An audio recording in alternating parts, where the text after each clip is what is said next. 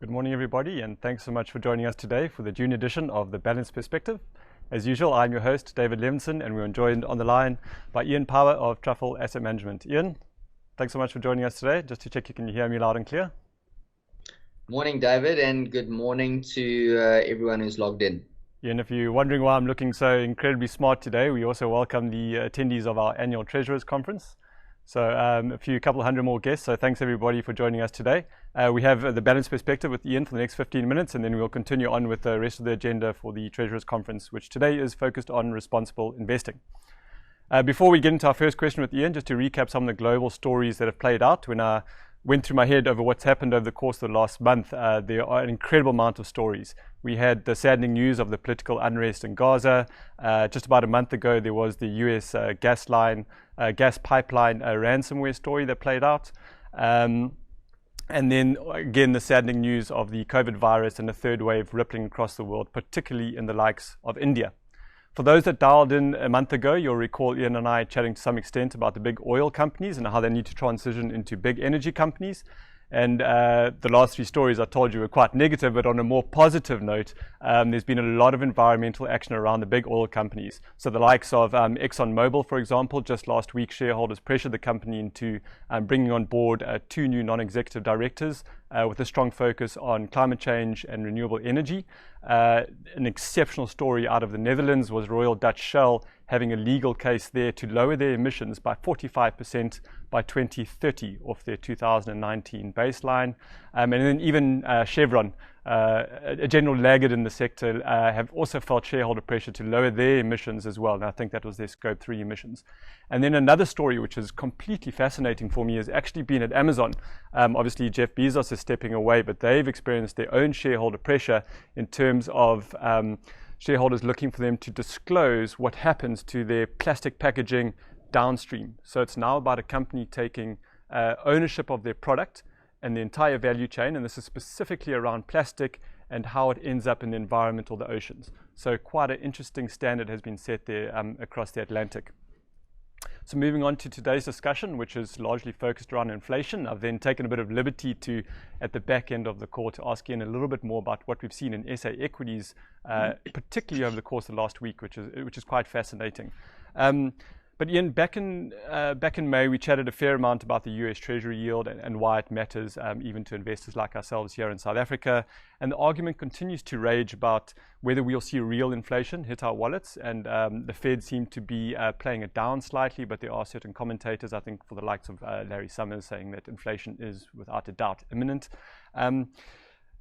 Before we speak a little bit about the future financial market implications are because of US inflation, maybe you could touch on what are some of the key drivers that those who are saying in the camp saying, yes, we will see inflation, what those are, and then maybe those that are more skeptical, what they're basing their argument on. Sure, David. So I think one needs to differentiate between the timeline in terms of our inflation expectation and outlook. So I think there's pretty much unanimous acceptance that we're going to see quite a strong cyclical pickup in short-term inflation. And that's just really because of the COVID base from last year. Obviously, when you had the collapse in various prices, commodity prices, consumption, expenditure, and now we're sort of measuring off, an oil price, which, at one point went negative during COVID. I'm sure many of you remember. So I think from that perspective, there's certainly a cyclical element of an inflation acceleration together with higher commodity prices and demand which has come online. But I think the big question that you're really asking and investors are asking is about longer term inflation. So if one looks at the US break evens, what you can see on the 3 and 5 years in the US is on the 3-year break evens is the market is expecting sort of a 2.7% inflation number, and then on the 5 year I think is around about 2.6. So you can definitely see in the shorter term there is quite a strong expectation that you're going to have higher inflation. But I think many market commentators are really making the argument that we've almost hit an inflection point now, in that inflation is going to start structurally creeping higher. And some of the arguments for that in terms of higher inflation would really be the following. The first is, from a global perspective, we've almost done a complete 180 in terms of globalization. So there's very, very strong deglobalization happening, where economies are looking to become self-sufficient in terms of manufacturing. And I think China and the US are two big prime examples, where on the back of very strong nationalist and populist policies, you're seeing a lot of those manufacturing assets being brought home. And this then comes at the expense of cost. So what it does is it effectively lifts your production costs, because businesses historically would have looked for the cheapest place to produce or assemble phones, or make chips, or high-tech equipment. And I think what you're seeing now is people wanting to bring that home. So that pushes up prices, and I think that's important to recognize. On top of that, you've got this extreme fiscal stimulus from governments, and the fact that governments are running big deficits and they're monetizing those deficits. So effectively, they're printing money. And, if you go back to Economics 101, there's a school of thought that says, if you continue to print money and put that money into the public's hands, like has happened in this case with the checks straight into people's bank accounts, people tend to spend it.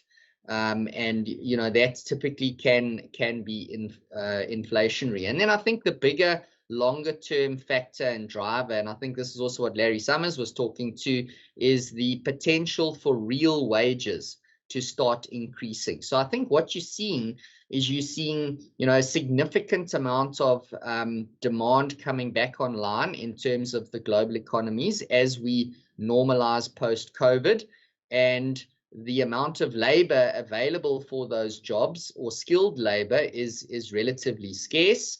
And you're now starting to see price increases in terms of labor. So labor is starting to get a better deal versus the last 10 or 20 years, where I think, real wages haven't really gone anywhere, particularly if you look in the US. So I think that would be, once you start to get real wage increases of maybe 3, maybe 4% over time, that potentially there's an argument that could reset inflation expectations a little bit higher. And then, potentially you start to see inflation, slowly pick up. And then, finally, I would say the last factor would be the Fed. The Fed's view, and you've already said it, is the Fed believes this inflation kick in the short term is transitory, but I think we won't know when we're in it. And they've said that they will rather let the economy run hotter before they react in terms of monetary policy. So I think the key here is that the Fed believes this short-term spike in inflation will in fact be short-term and transitory. They're not going to act. And in the event that this inflation expectation does start to ratchet higher, you have the potential situation where the Fed then is maybe behind the curve. And I think that's really what sort of people are maybe referring to in terms of inflation going higher. I think there's no question about runaway inflation. I think that's a crazy argument. I think what we're talking about is just inflation lifting much higher, maybe sort of at a 2.5 to 3.5 or 3% level, rather than what we've seen. So I think that's really what we're looking at, and I think we won't know in the next couple of months, because we are going to see inflation move higher because of those cyclical elements, and whether that remains or whether that structurally starts to ratchet up, we're only going to know after the fact. But I think it's fair to say that some of the risks look as though they are skewed towards the upside, although you can make a very strong case as well that some of the strong deflationary forces are still at work. Thank you so much, Iain. And many people that have dialed in are obviously managing their own clients' expectations, and I want to give them a lens into, I guess, a portfolio manager's thinking in terms of what the economic play out looks like over the next 12 to 24 months. So we've even spoken about inflation expectations, and subsequently how the different reserve banks might react. So what does this mean over the remainder of 2021 and going into 2022 in terms of how you may foresee a risk-on or risk-off environment, as well as a portfolio manager? How does that translate into an asset allocation strategy that balances both risk and reward? Yeah. So I think one's got to take a step back, and I think, I guess get a sense of the fundamentals firstly. And I think when we've looked at where we came from during COVID, I think valuations during COVID became very, very attractive. And the medicine that central banks dealt out to COVID was extremely powerful in the sense of ultra loose monetary policy and fiscal stimulus, which has created an opportunity for an enormous recovery in corporate earnings. And I think that's what we're seeing now. So we're actually seeing global equity earnings growing well in excess of expectations. And I mean, we sort of seeing earnings this year, north of sort of 30% in terms of earnings growth, many of these companies coming off low bases. And that is propelling and keeping valuations higher and giving investors the benefit of beta. So you're seeing, that sort of equities maintain their performance because of the strong earnings recovery, even in the face of some valuations which look fairly stretched, particularly in the US. So from our perspective, we've been running reasonable risk asset allocations, certainly from an SA perspective, and then from a global perspective, we've been pretty positive on some of the ex-US names, particularly in the cyclical value camps. And it's pretty likely that those shares and sectors will continue to get the benefit of the strong earnings recovery and the fact that they're trading on fairly or lower multiples relative to some of the more expensive names. So I think right now the situation that we've got is investors are spoiled for choice in the sense that there's lots of earnings growth to be had, and you don't have to pay up, to the classic high quality names that we've had in our portfolios in the sense of getting the earnings growth. So it's a typical cycle, strong earnings recovery. Typically in your first year, it will support valuations. I think the challenge for investors and from an asset allocation point of view will probably be in the back end of this year into the first half of 2022, where I think you're going to get a sharp earnings deceleration. So in other words, earnings won't grow at the same rate that they're growing now, and that rate will slow down a lot. And then I think valuations are going to become a lot more important. You mentioned the earnings growth on some of those offshore stocks exceeding analyst expectations, and I think we had quite an interesting week here in South Africa last week. I mean, the likes of, particularly the SA Inc. companies, the likes of Nedbank, Mr. Price, Foschini, Woolworths. I think even Barloworld might have been the top performer. What can we attribute this to? Is it again beating expectations, and what does it say about the local consumer market and the outlook for South Africa, for that matter? Yeah. So I think from an SA point of view, you've got a market where certain players in the market are benefiting from what's happened during COVID. And I think, when you're looking at the earnings updates, I think by and large, SA companies have delivered better than anticipated earnings growth. And some of those businesses have taken market share from their peers. So, for example, a Pepkor and a Mr. Price continue to take share from the likes of Foschini's, Truworths, and Woolies. And I think that came through strongly in their numbers. And you saw some pretty powerful earnings or share price performances on the back of better earnings from those businesses. But I think you're right. I think it's fair to say that broadly, the SA domestic universe has fared better. The banks, from a credit and impairment point of view, have delivered better performances.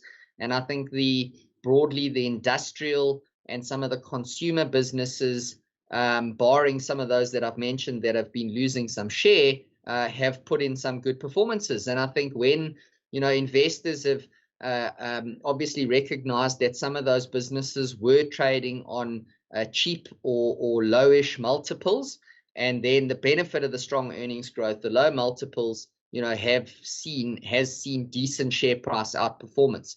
And if you look in some of our previous presentations, we sort of highlighted South Africa MSCI relative their valuations relative to sort of other emerging markets and global markets, and we were standing out as being quite a cheap value market in the context of a global equity universe where valuations have been quite full. So I think what we've also seen is globally some emerging market managers seeing SA as a recovery value trade, particularly now that our own COVID vaccination process has started, albeit slowly, but certainly we think it will accelerate, and I think that bodes well for 2022. Thank you so much, Iain. I think I say this every month, and unfortunately these 15 minutes absolutely fly by, so thanks so much for joining us, and enjoy the rest of your morning.